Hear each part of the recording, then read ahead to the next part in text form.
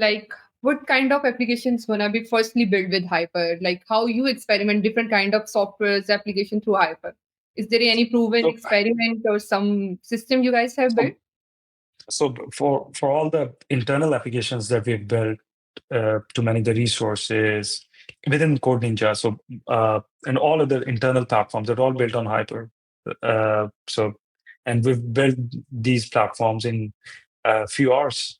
Right? Think about it, like uh, Incredible. uh, that a resource center is a very complex piece of software, but we've done it like I don't know, I mean maybe in a week's time. And similarly, we're building. There's a beta version, but we're building platforms for different hospitals in days, right? Uh, Mm. uh, for managing plant floors, so and all in days. So I always say, what others can do in probably in 3 months. Let us tell you how we can ship in 20 hours.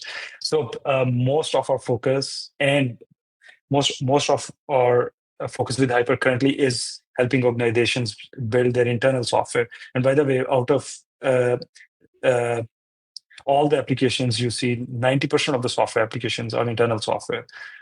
So that's the first goal, is this, like helping enterprises build their internal software, but not like builder.ai or retool. What we want is we want to take this entire platform, deploy it on the private public cloud or locally. And what we want is like enterprises use this platform, hire a couple of software engineers, and let them build the software for them. So we don't want that we build the software for them. So it's like, because one of my goal is that uh, all the businesses have to take the control back from software services businesses.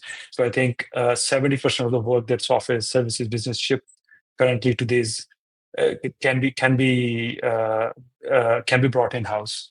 So I think that's one of the area that I'm extremely passionate about. So think about any company that make pesticides, and they have this $5 million or $10 million uh, contract with these companies, and what they are doing is they are managing some of their internal workflows.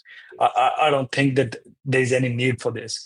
These Hmm. businesses, who probably are not tech first businesses, they need to now understand the first principles of technology, and they need to have platforms like Hyper or maybe Retool or any other platform, hire a couple of engineers and be the software business themselves. It's not something you can right now. Software engineering, AI uh, applications. These are not things you can outsource to uh, a vendor. That's my view.